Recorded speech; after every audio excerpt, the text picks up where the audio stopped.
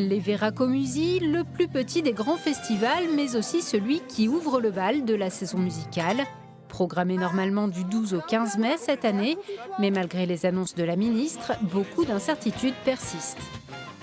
Quand on dit festival d'été, est-ce que nous on fait partie des festivals d'été? C'est une première partie. La jauge de 5000 personnes, c'est une chose qui nous permet, nous, de maintenir le festival. Sans buvette, sans restauration, ça devient déjà beaucoup plus compliqué. On est un festival ouvert où l'entrée sur le site est gratuite.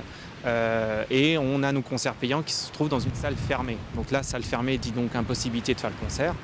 Le festival Urban Empire, lui, aura bien lieu les 27 et 28 août sur l'esplanade de Beaublanc à Limoges, même s'il va falloir revoir les ambitions de 8 à 10 000 spectateurs par jour à la baisse. Les 5000 assises ici, c'est pas possible. On espère quand même avoir 3000 personnes assises. La ministre, elle a dit qu'il y aura un complément de billetterie. On va essayer de voir dans quelle mesure ça sera fait.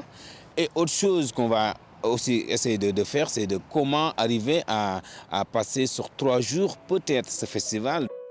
Pour la musique classique du festival 1001 notes, la jauge de 5000 places assises n'est pas un problème et le parc du Mazo testé l'été dernier reste disponible, même si ce n'est pas tout à fait l'esprit du festival. Notre souhait quand même, c'est de pouvoir faire également des concerts, par exemple à Sévignac, dans des lieux qui ont un cachet assez extraordinaire. Et en fait, aujourd'hui, on ne sait absolument pas si on peut le faire ou pas. S'il y a une distance sociale, en fait, il y aura des jauges qui seront trop réduites et qui économiquement ne permettront pas de le faire.